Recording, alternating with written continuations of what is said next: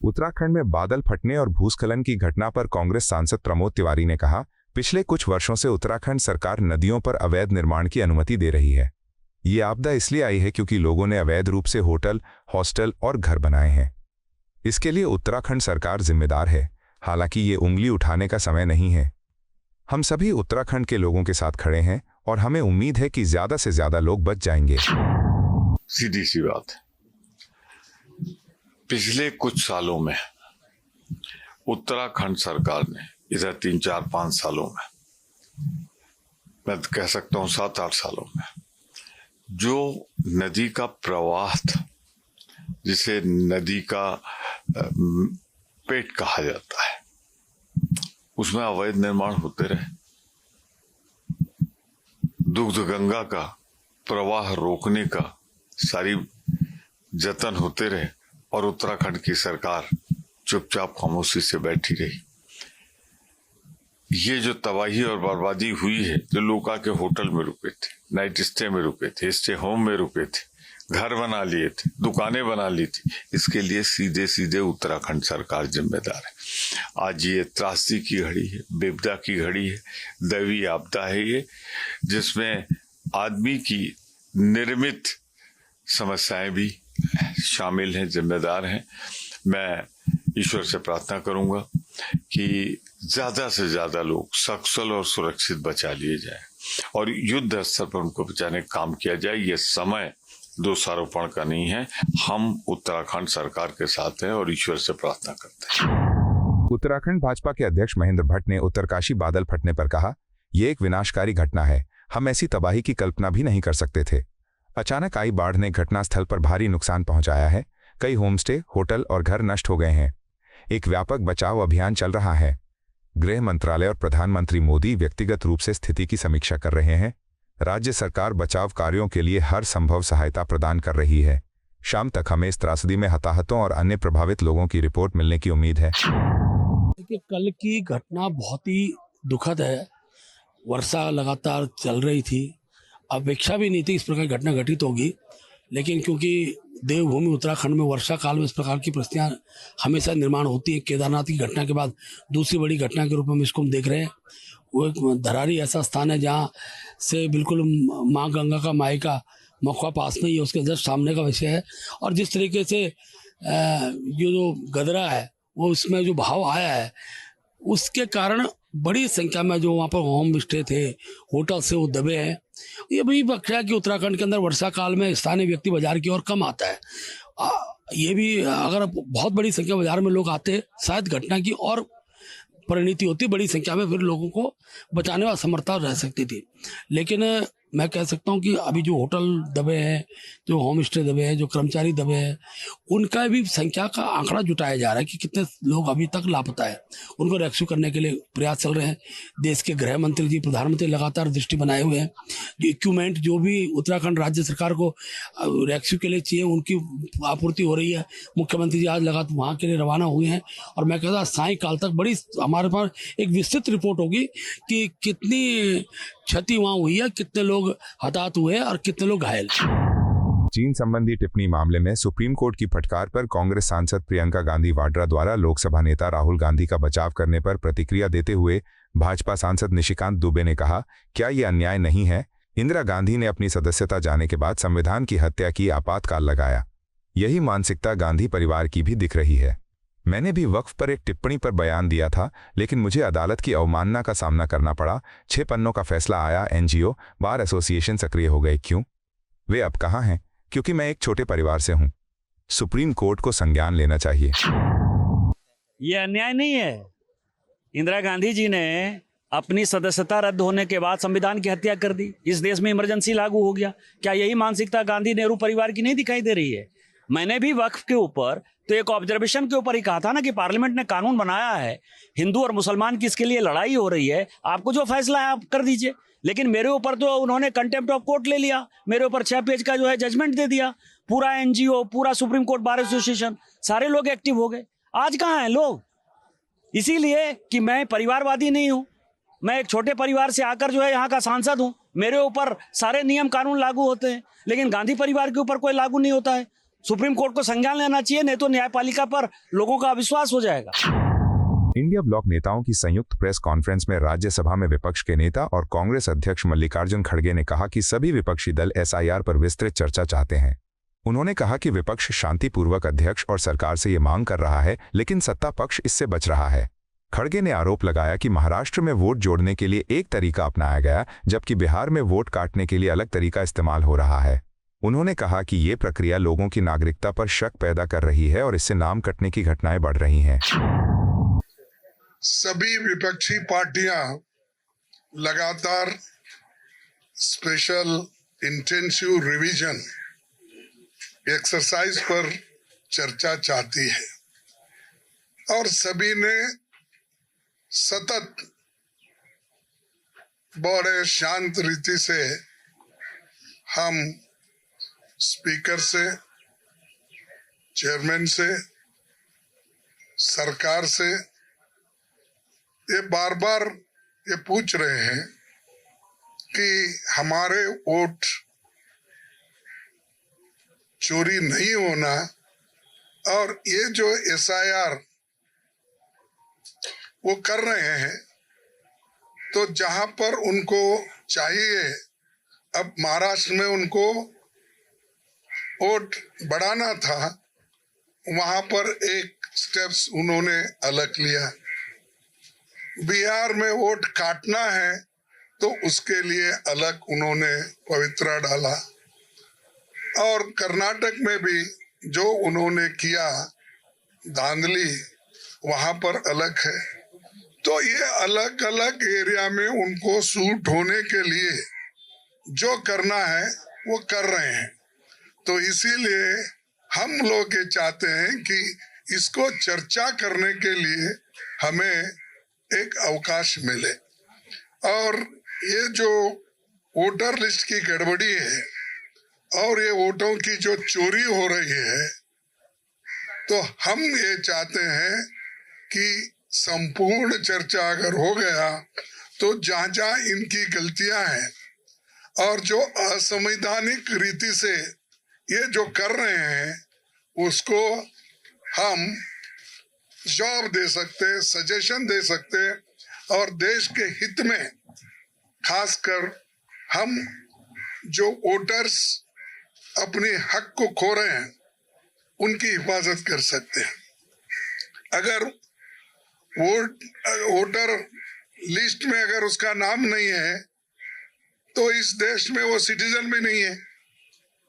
तो ये एक तरफ उसकी सिटीजनशिप पे डाउट करने का प्रयास कर रहे हैं और दूसरी तरफ जहां जहां उनको जैसा होना वैसा वोटों को काटने की कोशिश कर रहे हैं।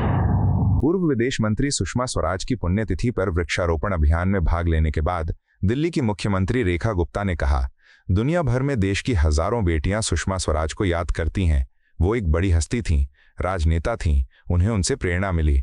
सुषमा स्वराज सर्वोच्च पदों पर पहुंची। देश की सभी बेटियां उनकी तरह आगे बढ़ें। देश भर में, दुनिया भर में हजारों बेटियां सुषमा जी का नाम लेती हैं और उनके जीवन में बड़ी महत्वपूर्ण भूमिका उस महिला ने निभाई। देश की एक बड़ी शख्सियत, राजनेता, जिनकी ममतामयी स्वभाव के साथ में हजारों बेटियों ने आगे बढ़ने का मौका पाया। मैं आज उस पुण्य आत्मा की पुण्यतिथि पे उनके चरणों में वंदन करती हूँ, नमन करती हूँ और देश की सभी बेटियाँ उनके जैसा आगे बढ़ने का लक्ष्य रखते हुए आगे चलें। सबसे कम उम्र की राजनेता, सबसे ऊंचे पद तक जाकर के उन्होंने काम किया। देश की हर बेटी ऐसे ही आगे बढ़े और वो हमारी माँ हमारे दिलों में सदा ऐसे ही बसती रहे। उत्तरकाशी में बादल फटने और अचानक आई बाढ़ पर कांग्रेस सांसद राजीव शुक्ला ने कहा, हिमाचल प्रदेश और उत्तराखंड हर साल ऐसी प्राकृतिक आपदाओं का सामना करते रहे हैं। दोनों राज्य ऐसी त्रासदियों के कारण तबाही का सामना करते हैं। मेरा मानना है कि केंद्र को दोनों राज्यों को सहायता प्रदान करते हुए एक विशेष पैकेज की घोषणा करनी चाहिए। इसमें कोई पक्षपात नहीं होना चाहिए। नदियों के किनारे घर या होटल बनाने की अनुमति नहीं दी जानी चाहिए। देखिए, हिमाचल और उत्तराखंड लगातार हर साल अब इस आपदा को झेल रहे हैं, इस विपत्ति को झेल रहे हैं। वहाँ पे इस तरह के भयावह हादसे होते हैं, तबाही हो जाती है, और जो है ये बिल्कुल हर साल का एक बन गया है। मेरा मानना है कि अब केंद्र सरकार को एक पैकेज दोनों के लिए बनाना चाहिए, विशेष सहायता देनी चाहिए, कोई भेदभाव नहीं करना चाहिए है, और उनको देके ताकि इस समस्या का निराकरण हो सके।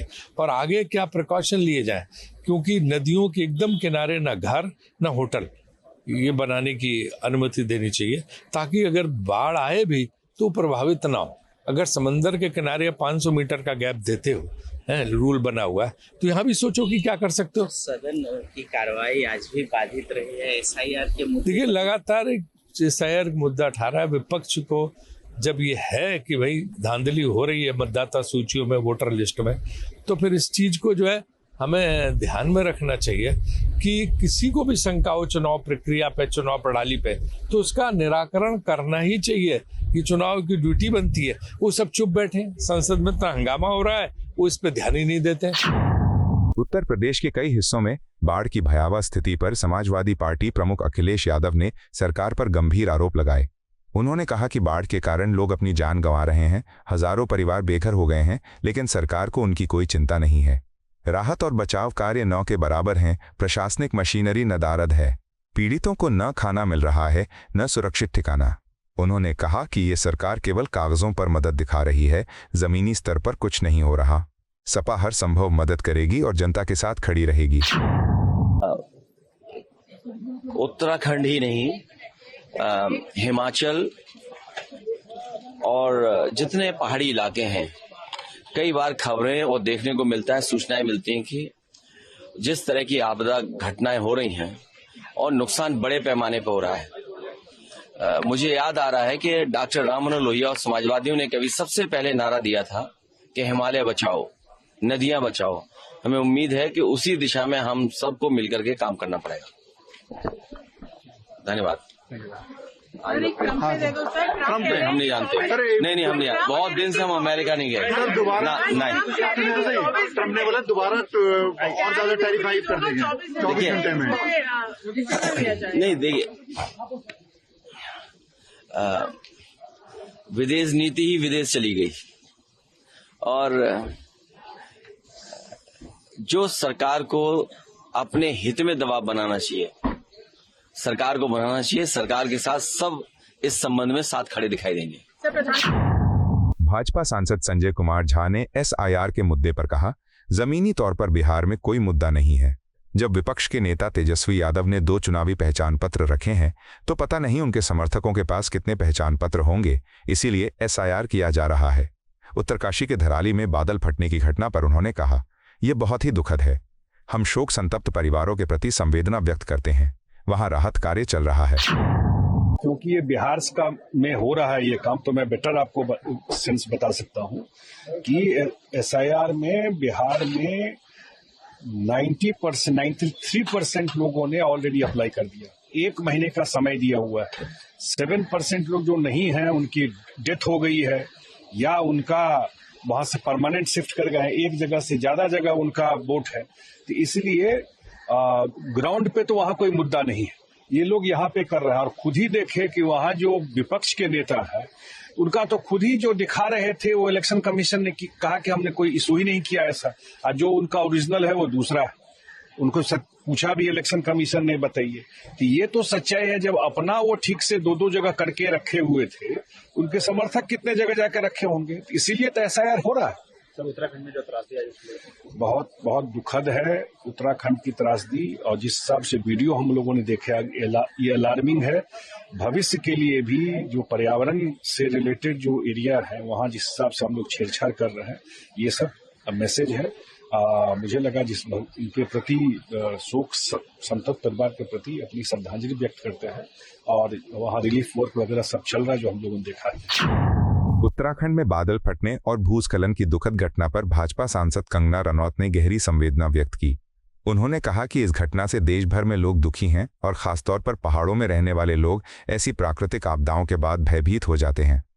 कंगना ने कहा कि पर्वतीय क्षेत्रों में रहने वालों का जीवन पहले ही कठिन होता है और इस तरह की आपदाएं उनकी परेशानियां और बढ़ा देती हैं। उन्होंने कहा कि सभी की दुआ है कि हालात जल्द सुधरें और पीड़ित परिवारों को राहत मिले। साथ ही उन्होंने बचाव और राहत कार्य तेज करने की अपील की। बहुत ही ज़्यादा सबको इस चीज़ को लेकर पीड़ा है और बहुत ही ज़्यादा जो हमारे जो पहाड़ी लोग हैं जिनको जितनी ज़्यादा त्रासदी का सामना करना पड़ रहा है, तो दिल दहला देने वाले विजुअल आए हैं। पूरी प्रलय जैसा हुआ है। तो आई थिंक सब लोग जो हैं सहमे हुए हैं, डरे हुए हैं, खासकर पहाड़ों के लोग। मंडी में भी कुछ हुआ है? जी।